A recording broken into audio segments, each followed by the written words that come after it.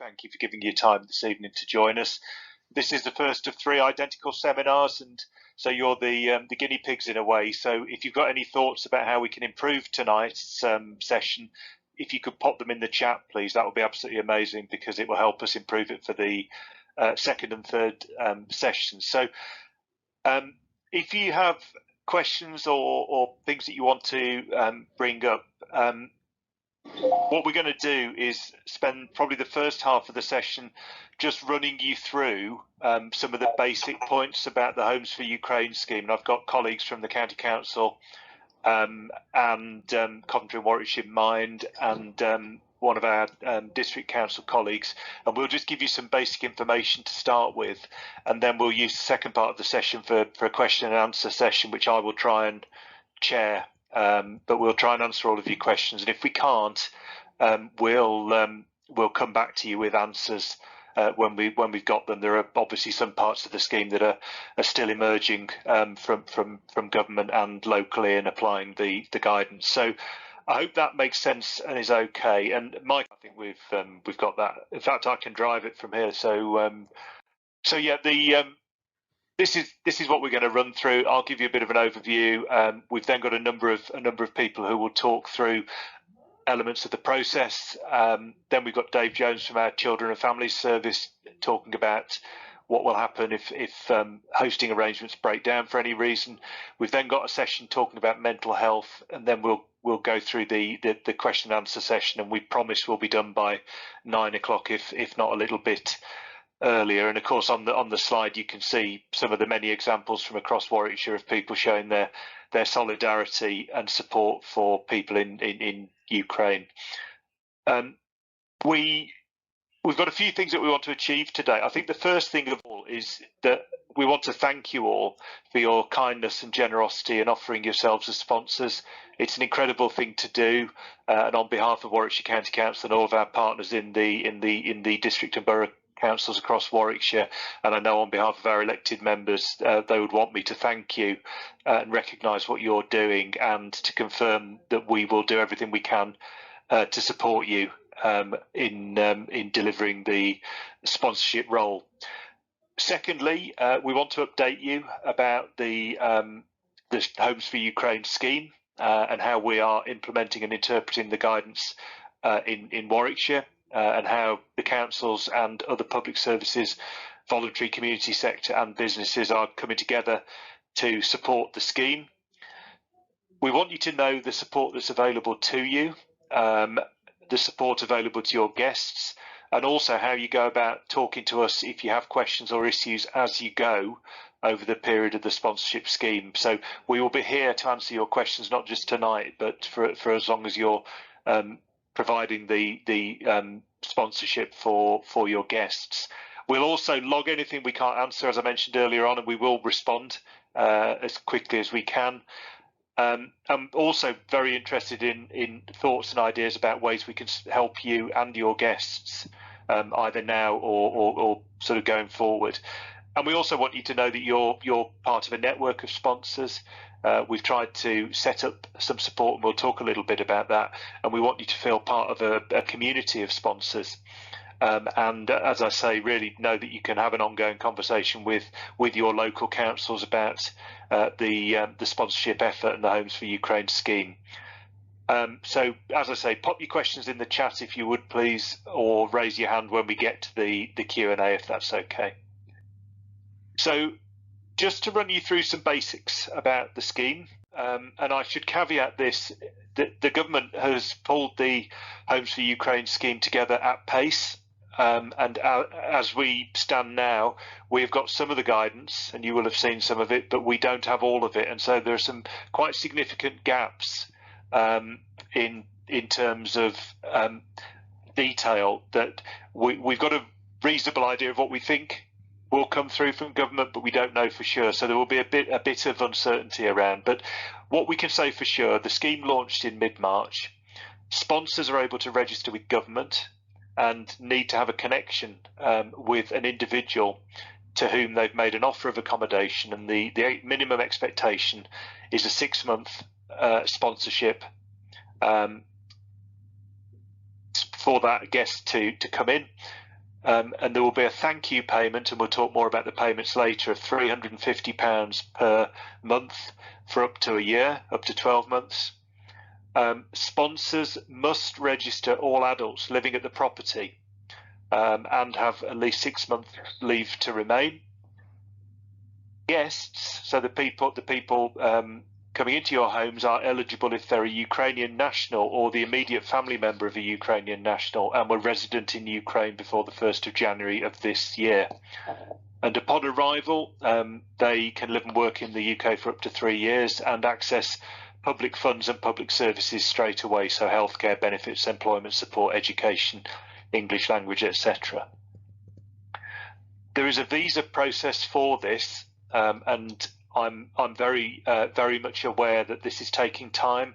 The Home Office are running the visa approval scheme, and it can be taking sort of 3 weeks or so, I believe, for visa applications to be approved, which is a precursor for your guests being able to travel to Warwickshire. So there's not a lot we can do about visa issues. We've been asked a lot of questions about it, but it is entirely in the hands of the Home Office, and I think that all hands are to the pump there, working 7 days a week trying to process the visa applications more quickly for extremely obvious reasons. But I know that many of you will be talking to your guests and you'll be deeply, deeply concerned about getting them out of Ukraine and into Warwickshire as quickly as possible. And a number of those guests are having some difficulties if they have left Ukraine but not yet commenced their journey to the UK in terms of finance and accommodation. So we're very, very aware of that. Local authorities will do something called accommodation checks, and we'll come back to a bit more detail on that. And we're also responsible for disclosure and barring service checks, DBS checks, for any adults living in the property. A standard DBS check in most cases, but an enhanced DBS check if there is a child staying in your home or an adult who is deemed to be vulnerable. We're running that, and there will also be a process of ongoing welfare checks where necessary, not standard, during the course of the sponsorship arrangements. The government has commissioned a matching service to try and make it easier for the matching process to happen, and they're doing that through a charity called Reset. That was announced only within the last week or so, so we're still awaiting some details, but I'm hopeful that will smooth the process quite a lot, because the absence of a sort of assured matching process was a bit of a challenge. There are other ways that Ukrainians can enter the UK. There's a Ukraine family scheme that allows immediate and extended family members of British nationals to come to the country. And there is also the existing points-based immigration system, and there have been some cases, I'm not sure we've had them in Warwickshire, but unaccompanied asylum-seeking children from Ukraine arriving in the country. Warwickshire County Council and our partners have got a really successful template for resettlement generally. So we've got a lot of experience dealing with Syrian and Afghan refugees coming into the country, and Dave Jones is going to speak a little bit later on and can talk about that. But that has worked effectively, and so there's a lot of learning and existing processes that we can build around to support you and to support your guests with this slightly different scheme, which is the Homes for Ukraine scheme. Are you able to see the slides, by the way? I'm not sure. You can. I'm seeing thumbs up. Yeah, I think we're on the wrong slide. That's the only thing. Dominique, can we go back one, please? Yes, sorry, Rob. That's okay, no problem. So I'm just going to give you a little bit of background information, actually, on existing populations, not only from Ukraine but also neighbouring countries in the West Midlands, actually, as well as Warwickshire. So Warwickshire's already got the highest number of Ukrainian residents in the West Midlands other than Birmingham. The same is true for Russian residents. We've also got relatively large populations from states neighbouring Ukraine, and the highest Polish population in the West Midlands of any council, including Birmingham. And that Polish population is especially focused in Rugby and Nuneaton and Bedworth. Warwick District's got the largest Ukrainian population of any district or borough, but there are very low numbers of people from Ukraine or neighbouring countries in North Warwickshire. And most people who come to the country, or to the county indeed, under the sponsorship scheme are expected to be women, children and the elderly. For obvious reasons, that many of the men are staying back and are part of the war effort. But there is an existing network of people from Ukraine and neighbouring countries in the county, and we'll talk a little bit about the voluntary sector sort of support that runs with that. So the role of councils within the scheme. We get data from government and it comes into the county council and we cleanse it as best we can. The quality of the data so far has been really mixed, I have to say. So we're getting the data as tidied up as we can, and we then share that each day with our partners and colleagues in the district and borough councils. We're responsible for safeguarding checks, making interim payments for guests, education provision, referrals to other public services, work and benefits, because obviously a lot of guests will have really good skill sets and will want to work, and we hope that will be the case, but also benefits where that's needed, support with homelessness, help with integration into the community, and also the administration of payments to sponsors. So again, if we can move on, Dominica, please. We've worked very closely with the 5 district and borough councils, building on what we've done, as I say, on other refugee schemes, but also learning from the COVID pandemic on things like shielding, where we had a county-wide sort of system and network and worked very closely together with great success on our shielding hubs for the clinically vulnerable. We've applied very much the same principles to our work on the Homes for Ukraine scheme. Overall, our purpose is a warm Warwickshire welcome to all. So we want everybody who comes into the county to feel welcome and supported and assisted at this time of great need. And obviously your role is pivotal to that, but we want to put a network around that. The 6 councils are working closely as one team, but also working very closely with the town and parish councils across the county. We've got 200 plus town and parish councils, and the Warwickshire Association of Local Councils has been absolutely fantastic working with us, but also our voluntary and community sector. We want people to feel safe, we want them to feel welcome and secure in their new communities, and we also want you as sponsors to feel part of a network and a community. There are safeguarding risks with the scheme, and that's absolutely critical. All 6 councils have got safeguarding duties, and obviously the county council's got the social care and child protection primary duties, and we will need to keep a careful eye on safeguarding issues, and that will be very central.